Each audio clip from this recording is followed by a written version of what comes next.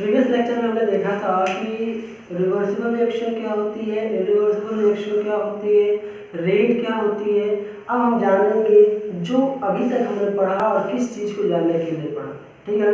तो अब हम जिसको पढ़ने वाले, जिस टॉपिक को पढ़ने वाले हैं उसका नाम है इक्विलिब्रियम स्टेट या फिर कंडीशन जिसे कह सकते हैं, ठीक है। तो इक्विलिब्रियम स्टेट या फिर कंडीशन, ठीक है।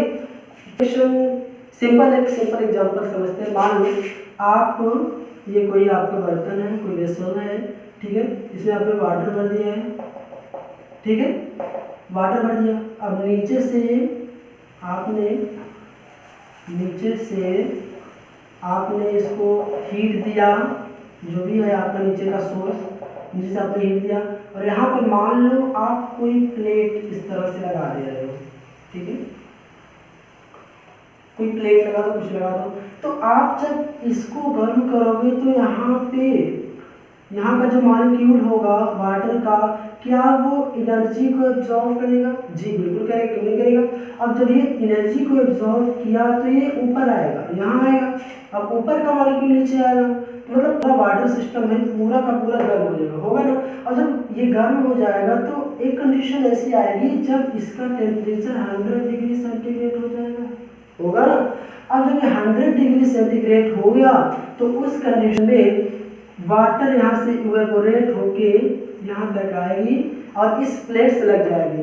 लेकिन अब ये प्लेट तो ठंडी है, तो एक कंडीशन ये आएगी, मतलब यहाँ आने के बाद ये ठंडी होकर फिर यहाँ से वाटर ड्रॉपलेट के रूप में गिरेगी, ठीक।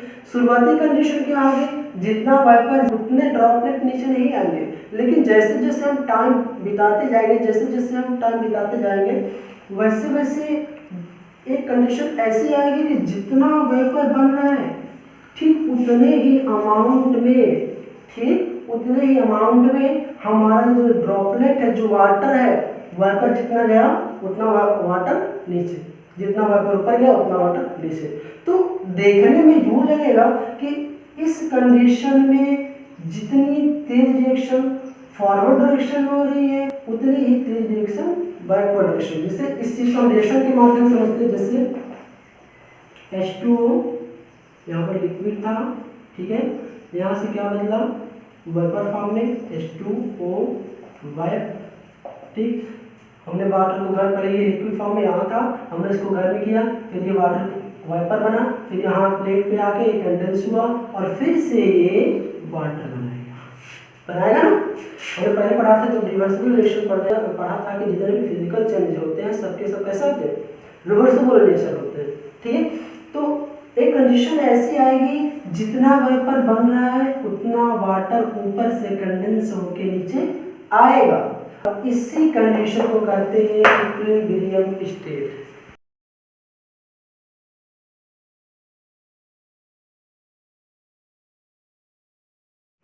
अगर इस चीज को हम रेट से कोरिलेट करना चाहें, जो हमने प्रीवियस लेक्चर में पढ़ा था, वो क्या पढ़ा था, रेट इज इक्वल टू क्या पढ़ा था, माइनस dx अपॉन dt, ठीक है। तो हम ये रिएक्शन हमने अभी देखी, H2O ये वायर था लिक्विड, ठीक है। तो अगर फॉरवर्ड रिएक्शन की बात करें तो इसके लिए माइनस dx अपॉन dt होगा ना। ये हमारी रेट इस डायरेक्शन में। अब इक्विलिब्रियम का है कि जितनी तेज ये हो रही है उतनी ही तेज ये हो रही है, मतलब उस कंडीशन में हमारा ये बिहेव करेगा और ये प्रोडक्ट की तरह बिहेव करेगा। और पहली कंडीशन में जब लिक्विड से वेपर बन रहा है तो ये रिएक्टेंट की तरह बिहेव कर रहा है और ये प्रोडक्ट की तरह।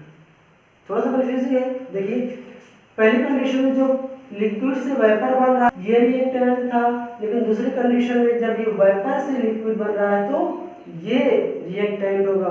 तो इसके रिस्पेक्ट में जब हम बात करेंगे तो माइनस dx अपॉन dt इसके लिए रेट होगा जो फॉरवर्ड डायरेक्शन चल रही है, और जो बैकवर्ड डायरेक्शन की बात करेंगे ये हमारा रिएक्टेंट होगा और रेट क्या होगी, वही होगी जो ये होगी, क्योंकि रेट तो बराबर है इक्विलिब्रियम कंडीशन में, है ना।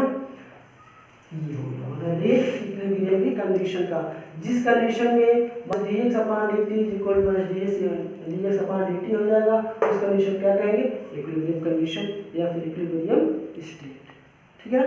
अभी इसके रिस्पेक्ट में अगर हम इसको हम ग्राफिकल रिप्रेजेंटेशन से समझना चाहें तो किस तरह समझेंगे, देखो देखो मान लो हम इस पे ले रहे हैं रेट को, ठीक है, और इस पे ले रहे हैं टाइम को। यहाँ पे शुरुआती अवस्था में जब टाइम t इक्वल टू 0 था, उस कंडीशन में रिएक्टेंट जो हमारा रिएक्टेंट था वो जो बना रहा था हमारा, मतलब ये जो वाटर था, ये वेपर जो बना रहा था उस अवस्था में बहुत तेजी से बनाएगा, ठीक है।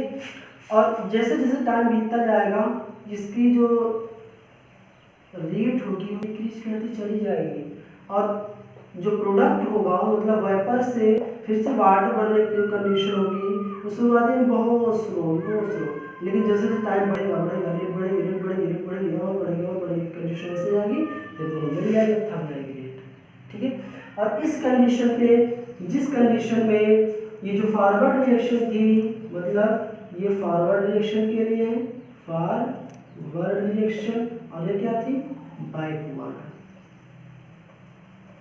बैकवर्ड रिएक्शन, और ये रेट बराबर हो जाएंगे, उस कंडीशन को हम क्या कहेंगे, इक्विलिब्रियम कंडीशन, ठीक है।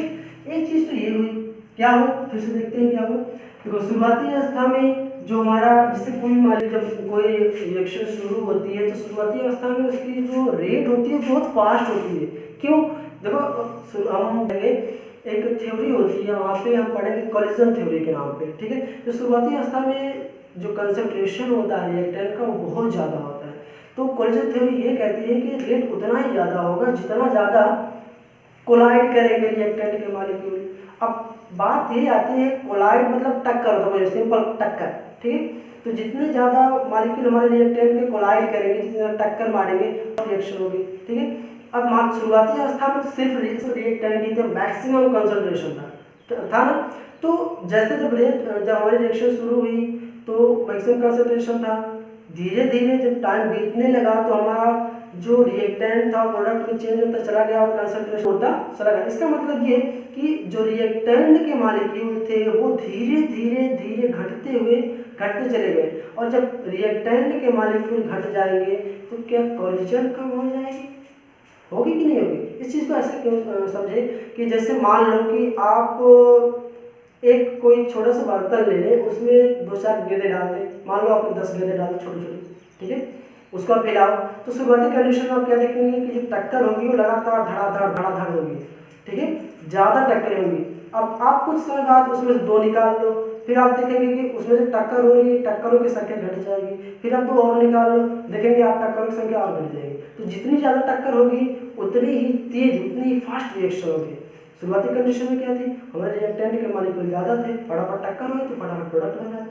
अब जब प्रोडक्ट बन गया हमारा तो उस कंडीशन में क्या होगा, क्या प्रोडक्ट और प्रोडक्ट के मॉलिक्यूल फिर से कोलाइड करेंगे तो क्या बनेंगे, रिएक्टेंट को। लेकिन जैसे देखो पहले इसके मॉलिक्यूल कोलाइड किए, ये ऊपर आया वेपर बना, अब फिर इसके मॉलिक्यूल कोलाइड करेंगे, ये बने, ठीक है। तो जैसे आप दूसरे, अगर आप चाहें तो दूसरे रिएक्शन समझ सकते हैं, जैसे CH3COOH प्लस ETOH। ETOH मतलब सिंपल है, एथिल अल्कोहल है, एथिल अल्कोहल, ठीक है। हमारा एस्टर बनेगा CH3COOET, ठीक है। शुरुआती कंडीशन में क्या था, एक मॉलिक्यूल ये फटाफट टक्कर मारी, एक दूसरे को कोलाइड किया और ये फटाफट बहुत फास्ट बन गया, ठीक है, फट से रिएक्शन हो गई। और जब इसका जब कंसंट्रेशन बढ़ा, क्या इसके भी मॉलिक्यूल कोलाइड करना शुरू करेंगे जी, और जब इसके मॉलिक्यूल कोलाइड करना शुरू करेंगे तो इस डायरेक्शन की जो रेट है वो बढ़ना शुरू हो जाएगी। शुरुआती कंडीशन ये रेट बहुत फास्ट थी, जिसको हमने कहा फॉरवर्ड डायरेक्शन की रेट शुरू में इतना तेजी से चल रही थी, जब धीरे धीरे इसके नंबर घटने लगे तो धीरे घटने लगे और एक कंडीशन में पहुंच गई। और ऐसे ही प्रोडक्ट के लिए हम देखेंगे, प्रोडक्ट में क्या था, शुरुआती अवस्था में जब इसका कंसंट्रेशन 0 था उस कंडीशन में जो रेट था क्या थी, 0 थी, और जैसे जैसे इसका कंसंट्रेशन बढ़ा, जो मॉलिक्यूल थे फिर कोलाइड किए, और जब कोलाइड करेंगे तो इसका रेट क्या हो जाएगा, ठीक है। एक चीज, एक ग्राफ हमने यहाँ देखा, अब दूसरा ग्राफ देखते हैं, दूसरी चीज को समझने की कोशिश करते हैं। कंसंट्रेशन हमने ये कहा था कि इक्विलिब्रियम की कंडीशन में जो रिएक्टेंट और प्रोडक्ट का कंसंट्रेशन होता है वो कांस्टेंट हो जाता है। ठीक है, देखिए क्या, इक्विलिब्रियम की कंडीशन में at equilibrium state concentration of reactant and product becomes constant. ठीक है, at equilibrium state concentration and product become constant. इस चीज को समझने का प्रयास करते हैं कि जब इक्विलिब्रियम की कंडीशन होगी तो जितना कंसंट्रेशन आया रहा होगा, जैसे इक्विलिब्रियम कंडीशन में यहाँ पे अगर मान लो ये हमारा जो वाटर था वो मान लेते 1 लीटर था और जो यहाँ पे वेपर फॉर्म था जो 50 ml था। ठीक है, तो अगर इक्विलिब्रियम कंडीशन पे इतना है तो जब तक इक्विलिब्रियम की कंडीशन रहेगी तब तक ये 1 लीटर और ये 50 ml ऐसे ही बरकरार रहेगी। इसका जो कंसंट्रेशन होगा, मान लो इसका 1 इसका 50 मान लेते 1/50 मोलर, तो इसका इतना ही बरकरार रहेगा और इसका इतना है। इस चीज को अगर हम ग्राफिकल रिप्रेजेंटेशन करें तो मान लेते हैं इस पे हम कंसंट्रेशन को दिखा रहे हैं और इस पर टाइम को अगर दिखा रहे हैं। ठीक है, तो शुरुआती कंडीशन में जो हमारा रिएक्टेंट का कंसंट्रेशन वो कितना होगा, मैक्सिमम, एकदम मैक्सिमम होगा। तो मान लेते हैं हमारा रिएक्टेंट का कंसंट्रेशन इतना था, लेकिन जब रिएक्शन होना शुरू होगी तो क्या इसका कंसंट्रेशन घटेगा घटेगा घटेगा घटेगा और इक्विलिब्रियम कंडीशन धीरे से कांस्टेंट हो जाएगा। घटना बंद। ये रिएक्टेंट के लिए हमारा, इसके लिए रिएक्टेंट के लिए, लेकिन प्रोडक्ट के लिए इसका उल्टा होगा, जस्ट उल्टा। शुरुआती कंडीशन में प्रोडक्ट कितना वाला था, 0, तो ये ग्राफ कहाँ से शुरू होने वाला है, यहाँ से, और धीरे धीरे जैसे टाइम बीतेगा ये ग्राफ ऊपर जाएगा और ऊपर जाएगा और ऊपर जाएगा और धीरे से थम जाएगा। क्यों, क्योंकि इसका जब थम रहा है, क्यों थम रहा है, क्योंकि इस कंडीशन में हमारी जो रिएक्शन है वो इक्विलिब्रियम को अटेन कर चुकी है। तो ये जो कंडीशन होगी क्या होगी, इक्विलिब्रियम की कंडीशन होगी। ठीक है, ये हमारा इक्विलिब्रियम है। देखिए इक्विलिब्रियम की कंडीशन में एक बात और होती है कि इक्विलिब्रियम के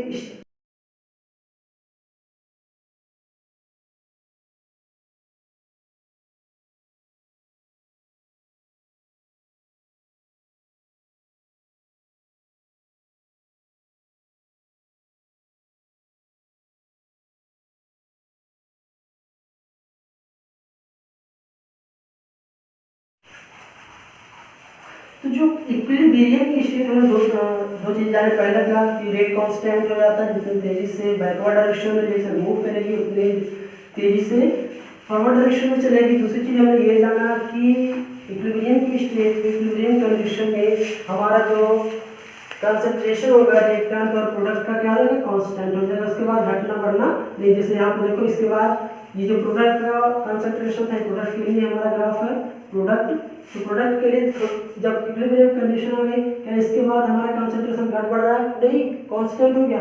यहाँ पे देखो ये रिएक्टेंट के लिए था, तो यहाँ पे क्या इक्विलिब्रियम कंडीशन करने के बाद क्या कंसंट्रेशन में चेंज आ रहा है, नहीं। ठीक है, तो पहले दो बातें। तीसरी बात इसके बारे में क्या है, तीसरी बात यही है कि इक्विलिब्रियम डायनेमिक इन नेचर होती है। क्या होती है, डायनेमिक इन नेचर। ठीक है, ये क्या बात है भाई, डायनेमिक इन नेचर, ये क्या है, तो इसके कहने का मतलब ये होता है कि जितनी तेजी से रिएक्शन फॉरवर्ड डायरेक्शन में जाएगी उतनी ही तेजी से हमारी रिएक्शन फॉरवर्ड डायरेक्शन से बैकवर्ड डायरेक्शन में जाएगी। इसके कहने का मतलब सिर्फ इतना है। और चौथी बात इक्विलिब्रियम के लिए ये है कि इक्विलिब्रियम की कंडीशन अटेन करने के बाद अगर हम कोई भी कैटलिस्ट यहाँ पर ऐड करते हैं, इक्विलिब्रियम की कंडीशन अटेन करने के बाद, मतलब जब इक्विलिब्रियम कंडीशन पूरी तरह से सिचुएट कर गई है तब, तो वहाँ पे कैटलिस्ट का कोई भी इफेक्ट नहीं होता है। ठीक है ना, कोई भी इफेक्ट नहीं होता है। लेकिन हाँ, अगर शुरुआती अवस्था में जब रिएक्शन शुरू हो रही है तो अगर वहाँ पे कैटलिस्ट को हम डाल दें तो इक्विलिब्रियम की कंडीशन फटाक से आ जाती है। क्यों होता है? क्योंकि जब हम कैटलिस्ट को डालेंगे तो हमारी जो फॉरवर्ड रिएक्शन होगी बढ़ जाएगी होगी, और जब बढ़ जाएगी तो रिएक्शन फटाफट हो रही है, और जो इक्विलिब्रियम कंडीशन मान लो 10 मिनट बाद आने वाली थी 5 मिनट बाद आ जाएगी। ठीक है, तो ये बात थी इनकी इक्विलिब्रियम स्टेट की। अब इसके बाद हम जो पढ़ने वाले हैं वो है एक लॉ जिसका नाम है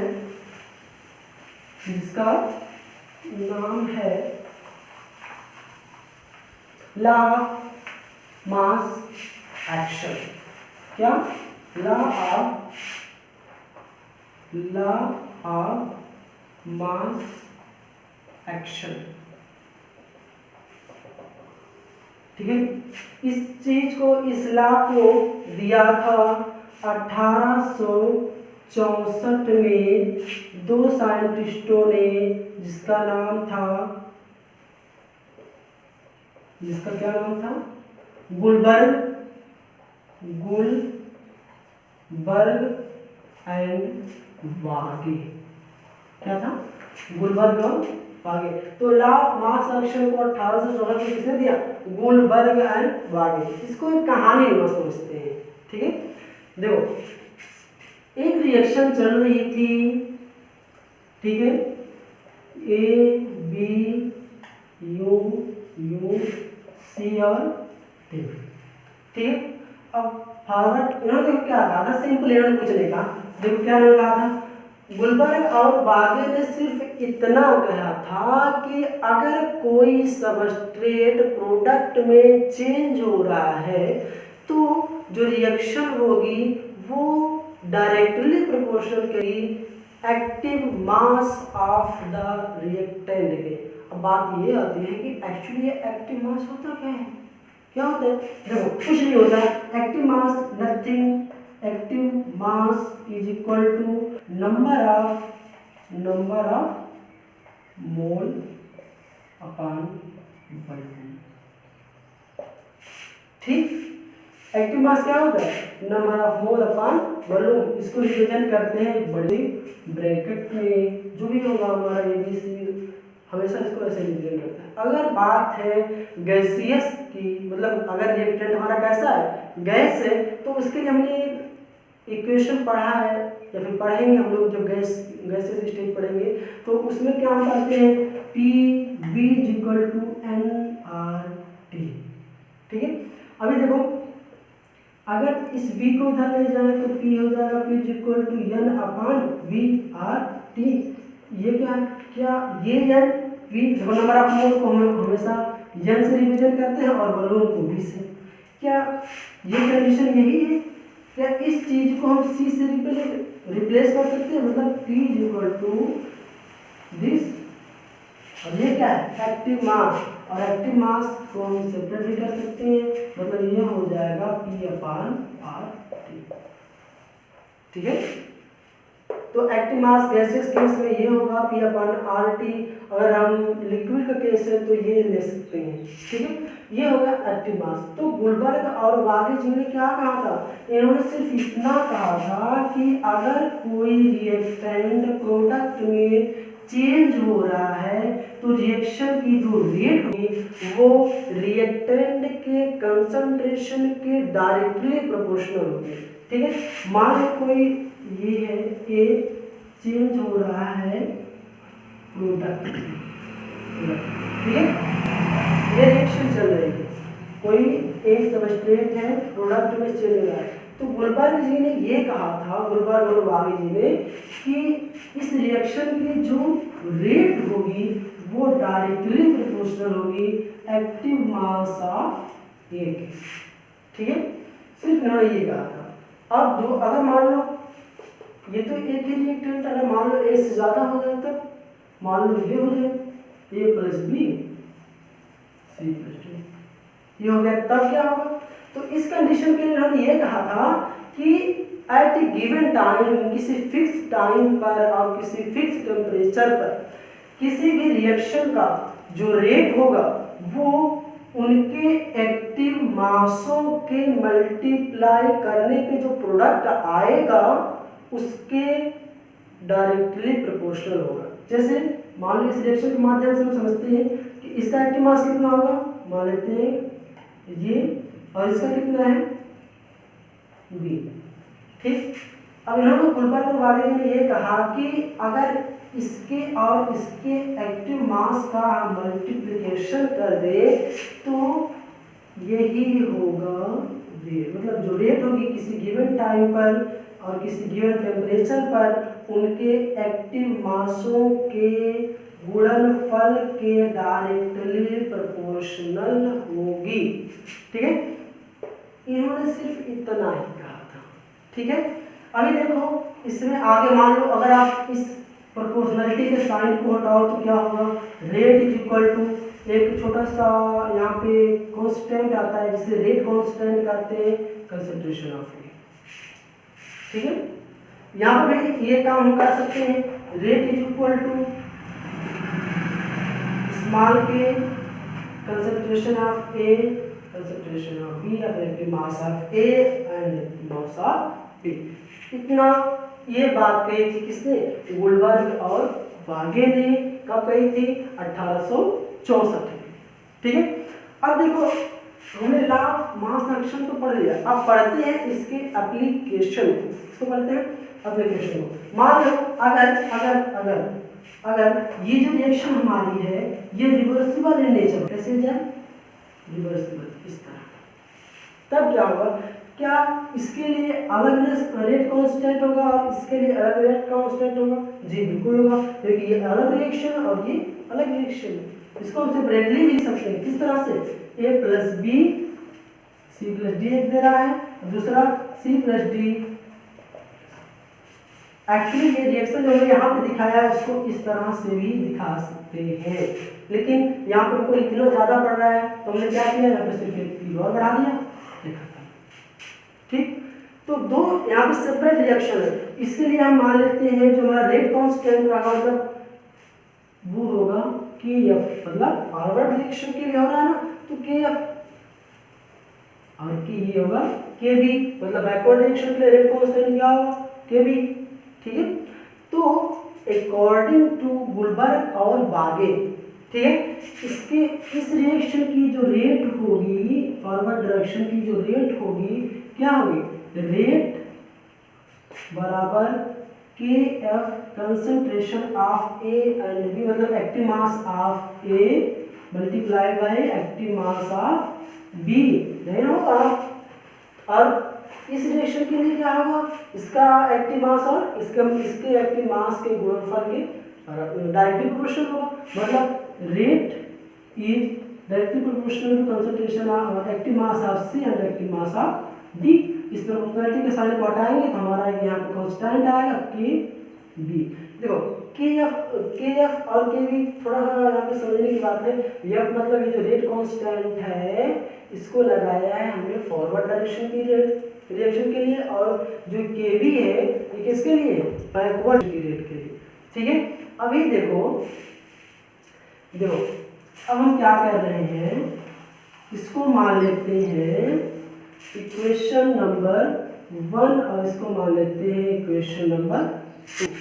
ठीक है, देखो जब ये इक्विलिब्रियम की कंडीशन आएगी तो उस कंडीशन में क्या फॉरवर्ड रिएक्शन और बैकवर्ड रिएक्शन दोनों का रेट बराबर होगा कि नहीं होगा।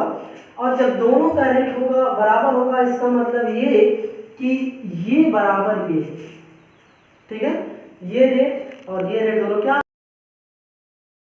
इसका मतलब क्या हम इक्वेशन नंबर 1 को इक्वेशन नंबर 2 के बराबर रख सकते हैं। क्यों, क्योंकि देखो left hand side is equal to right, मतलब लेफ्ट दोनों का लेफ्ट हैंड साइड दोनों बराबर है। ठीक है, तो राइट हैंड साइड को बराबर कर सकते हैं, तो मतलब इस इक्वेशन को हम एक नई इक्वेशन के रूप में लिख सकते हैं, क्या, concentration of A upon concentration upon B is equal to Kb upon यहाँ पे active mass of C, concentration of C या आयन। ठीक है, अच्छा अब यहाँ पे एक चीज और कहते हैं, क्या ये जो रेट है, रेट कांस्टेंट है, इसको एक तरफ कर लेते हैं और ये जो भाई साहब जो एक्टिव मास लोग हैं इनको एक तरफ कर देते हैं, सिंपल हो जाएगा थोड़ा सा। तो कर सकते हैं KF upon KB is equal to active mass of C active mass of D upon active mass of A into active mass of B। ठीक है, अभी देखो ये जो ऊपर नीचे होते हैं ना इस तरह से, मतलब अगर बीच में कोई पार्टीशन डाल दो और ऊपर नीचे, ये दोनों एक दूसरे के पक्के दुश्मन होते हैं। जैसे आप देखो यहाँ पे 4 नीचे 2, एक दूसरे के दोनों पक्के दुश्मन। जो ऊपर वाला है ना हमेशा सोचता है इसको हमेशा मार के खत्म कर दो और केवल हम अकेले रहेंगे। क्या करना है, इसको मार देता है और सिर्फ अकेले बचता है, नीचे कोई नहीं, नीचे सिर्फ यहाँ पे एक है, इसका कोई मतलब नहीं। ठीक है, लेकिन इस कंडीशन में भी यही होना था, लेकिन ऐसा नहीं हुआ। क्यों ऐसा क्यों नहीं? क्योंकि देखो ये दोनों साथ में जब आए, जब इसने इसको मारना चाहा तो क्या पता चला कि ये तो मेले में बिछड़े हुए दोनों जुड़वा भाई नहीं है। कब बिछड़े थे? जब ये रिएक्शन चल रहे थे, दोनों भाई गए थे मेला देखने। यहाँ पे ये जो रिएक्शन चल रही है, यहाँ पे KF और यहाँ पे KB। तो KF जो था वो इधर चला गया और KB जो था वो इधर चलेगा। ठीक है, तो इन दोनों को पकड़ के लाए दो मदारी वालों। इनका क्या नाम था? एक का नाम गुलबर था, एक का नाम वागे। तो गुलबर ने किसको पकड़ा? KF को पकड़ा। वागे ने किसको पकड़ा? इसको पकड़ा। तो दोनों मदारी दिखाना शुरू कर दिया और एक समय ऐसा आया कि दोनों लोग मिले। और जब यूजुअली क्या होता था, ऊपर नीचे दुश्मन, लेकिन जब इनको पता चला हम दोनों भाई हैं, तो ये दोनों भाई मिलके एक अपना बड़ा सा भाई, मतलब एक दूसरा रूप तैयार कर लेते हैं और जिसको क्या कहते हैं? Capital KC। दोनों स्मॉल है, दोनों मिल गए तो क्या होगा? Capital KC। और इस कैपिटल KC को हम कहते हैं इक्विलिब्रियम कांस्टेंट। क्या कहते हैं? Equilibrium constant. तो KC क्या है हमारा? कैपिटल KC क्या है? Equilibrium constant. ठीक है ना? तो इक्विलिब्रियम कांस्टेंट बेसिकली क्या है? इक्विलिब्रियम कांस्टेंट बेसिकली सिर्फ इतना ही है कि रेट ऑफ फॉरवर्ड डायरेक्शन का रेट कांस्टेंट और नीचे क्या है? रेट ऑफ बैकवर्ड डायरेक्शन का रेट कांस्टेंट। सिर्फ इतना ही है। ठीक है, और इसका जो एप्लीकेशन बहुत बड़ा है। आगे जो पढ़ेंगे कई सारे चैप्टर थर्मोडायनामिक्स में इसका यूज आएगा, जब इलेक्ट्रोकेमिस्ट्री पढ़ेंगे फिर भी इसका यूज आएगा, जब स्टेबिलिटी या किसी मॉलिक्यूल का पढ़ेंगे वहाँ पर भी आएगा। ठीक है, तो इस चीज़ को यही बात समझ लेना अति आवश्यक है। ये एक्चुअली ये जो रेट कांस्टेंट KC है ये क्या है? सिर्फ इतना ही है K/K। और इसको हम लिख सकते हैं ये active mass of C active mass of D upon active mass of A into active mass of D। ठीक है, अच्छा, properties of equilibrium constant KC।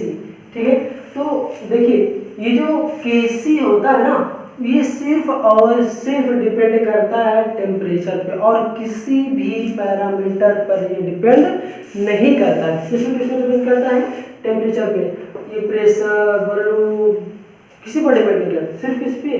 Temperature पे। ठीक, अगर मान लो हमारी जो रिएक्शन है वो एंडोथर्मिक है। अब बात ये आती है कि एंडोथर्मिक रिएक्शन क्या होती है?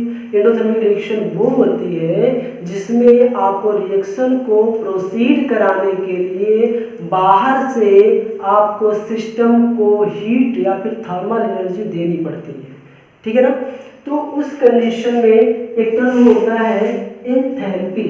एंथैल्पी कुछ नहीं होती, एंथैल्पी को ये से रिप्रेजेंट करते हैं और एंथैल्पी चेंज को डेल्टा S। ठीक है, तो चेंज इन एंथैल्पी मतलब चेंज इन एंथैल्पी होती है पॉजिटिव।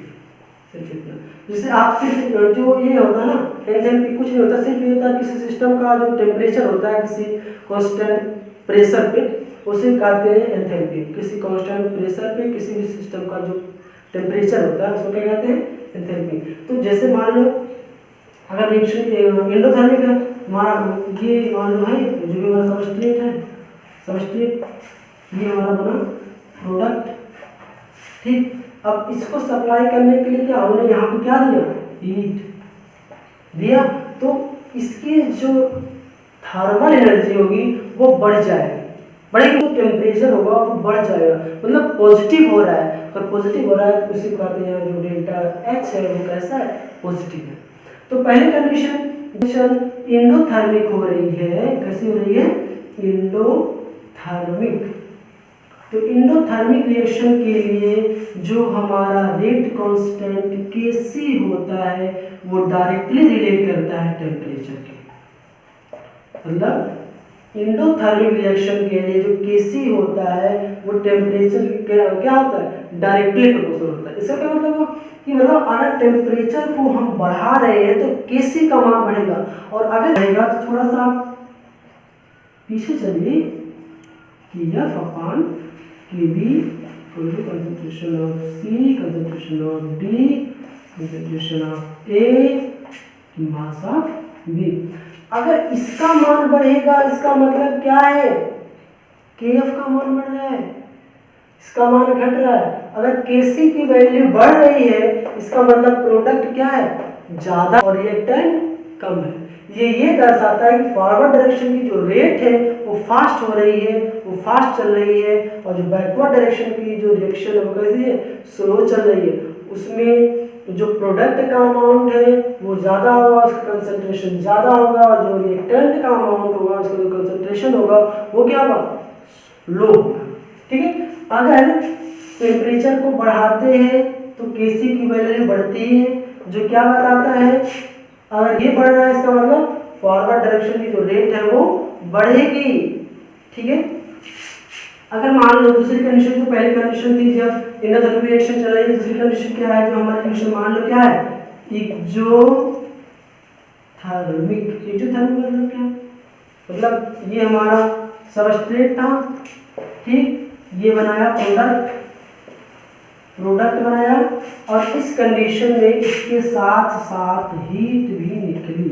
मतलब एक्सो मतलब बाहर, इंडो मतलब अंदर। एक्सो मतलब ये हीट को बाहर कर रहा है, और इंडो मतलब ये हीट को अपने अंदर ले रहा है। सिंपल फंडा है, रिएक्शन दो है थर्मल बेसिस पे। पहली क्या, इंडोथर्मिक, जिसमें हीट या थर्मल एनर्जी को जो रिएक्टेंट होता है अपने अंदर लेता है और प्रोडक्ट बनाता है। दूसरी रिएक्शन क्या होती है, एक्सोथर्मिक, जिसमें सबस्ट्रेट जो होता है वो हीट को बाहर करता है। और इस कंडीशन में जो हमारी एंथैल्पी चेंज होती है वो क्या होती है, डेल्टा H = माइनस होती है, ये नेगेटिव में होती है। क्यों, ये देखो, अगर मान लो यहाँ पे इसका जो टेम्परेचर था 125 डिग्री सेंटीग्रेड था, ठीक है, अब यहाँ पे इसने कुछ टेम्परेचर को लॉस कर दिया, मान लो यहाँ पे 5 डिग्री सेंटीग्रेड को लॉस कर दिया, कितना हो जाए 20।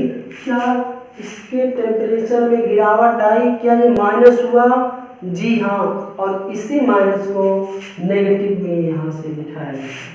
ठीक है, तो जब दूसरी तरह की रिएक्शन चल रही है तो क्या, एक्सोथर्मिक उस कंडीशन के लिए जो हमारा Kc होगा, Kc is inversely proportional to temperature. इसका मतलब ये कि एक्सोथर्मिक रिएक्शन में अगर हम टेम्परेचर को बढ़ाएंगे तो Kc की वैल्यू क्या होगी, घटेगी, अगर टेम्परेचर को घटाएंगे तो Kc की वैल्यू बढ़ेगी। ठीक है, तो यहाँ पर इसको फिर समझते हैं। तो इक्विलिब्रियम कांस्टेंट सिर्फ किस पे डिपेंड करता है, टेम्परेचर पर डिपेंड करता है, कंसंट्रेशन, वॉल्यूम और किसी पैरामीटर पर डिपेंड नहीं करता है। अगर रिएक्शन हमारी कैसी है, इंडोथर्मिक का मतलब change in enthalpy delta H क्या है, पॉजिटिव है, तो उस कंडीशन के लिए जो हमारा Kf होता है, मतलब Kc होता है, जो मतलब रेट कांस्टेंट होता है, वो टेम्परेचर के डायरेक्टली प्रोपोर्शनल होता है। और अगर हमारी रिएक्शन जो है वो एक्सोथर्मिक है, मतलब चेंज इन एंथैल्पी क्या है, नेगेटिव है, वो क्या होगा, उस कंडीशन में Kc inversely proportional to the temperature होता है।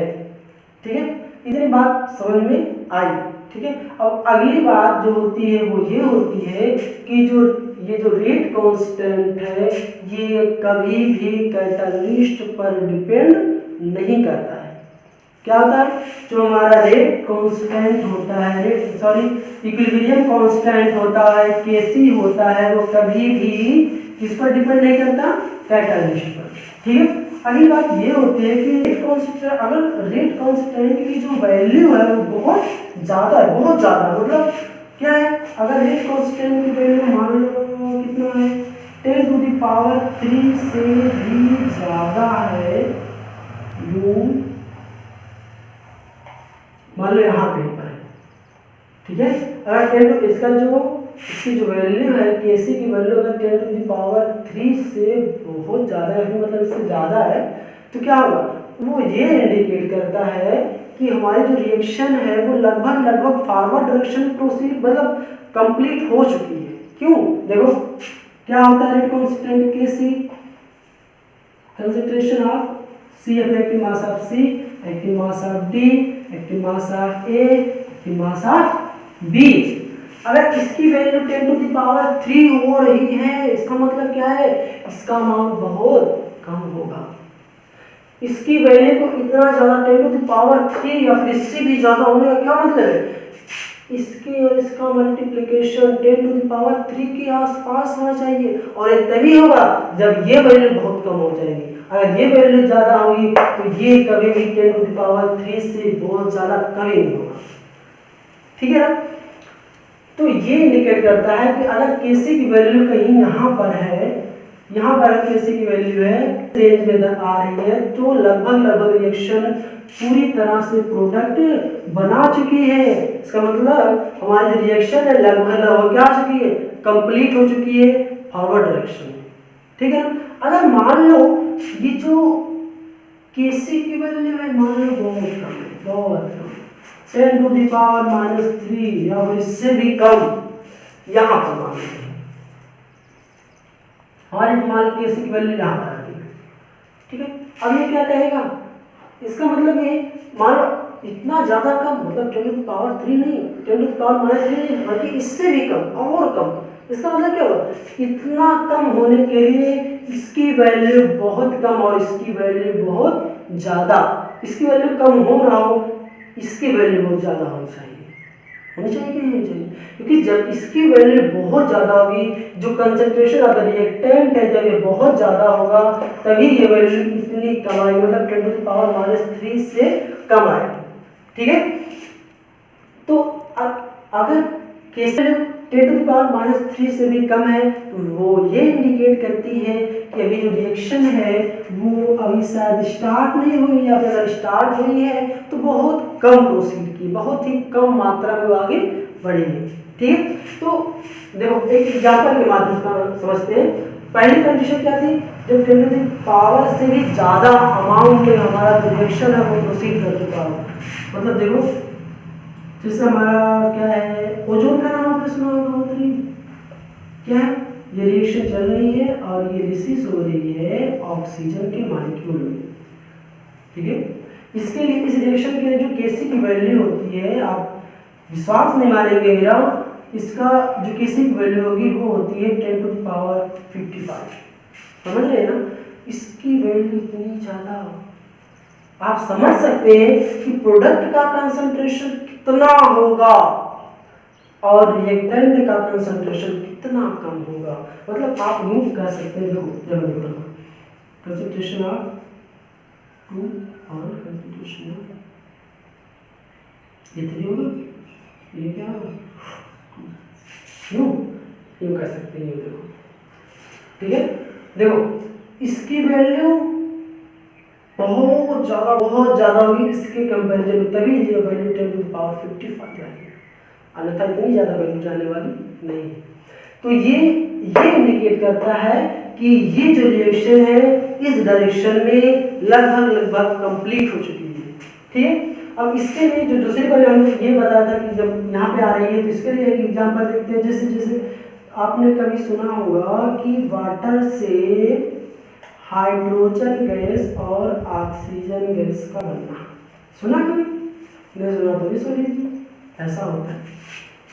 ठीक। इसके लिए Kc की वैल्यू आप देखेंगे यहाँ पे होती है 10 टू द पावर -48, इतनी कम वैल्यू, और ये क्या होगा, बराबर किसके होगा, कंसंट्रेशन ऑफ इसके, ये रिएक्टेंट है प्रोडक्ट है, मतलब H2 square O2 upon H2O। ठीक है। ये वैल्यू इतनी कम कब होगी, जब इसकी वैल्यू बहुत ज़्यादा होगी। इसका मतलब ये कि रिएक्टेंट का जो कंसंट्रेशन है वो बहुत ज़्यादा है कंपैरिजन टू प्रोडक्ट।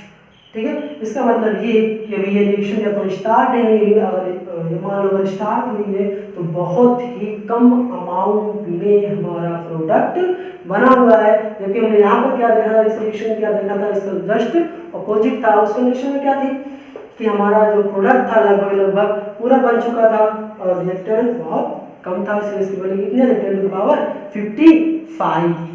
ठीक है, अगर मान लो ये दो कंडीशन देगा, अब यहाँ पे अगर मान लो हमारा जो किसी की वैल्यू अगर मान लो यहाँ पर कहीं पे आ गई तो गया है।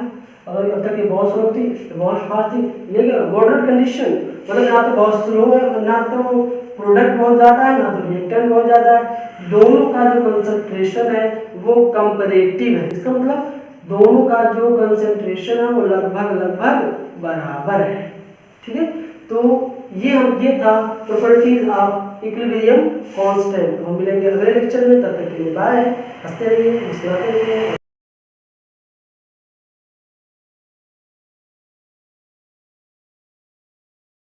जिसका नाम है KR टैलेंट, इसको शेयर और सब्सक्राइब करना ना भूलें। और लेटेस्ट अपडेट पाने के लिए जो सब्सक्राइब के बगल में बेल आइकन होता है जिसे कहते हैं घंटा, इसको दबाना बिल्कुल नहीं।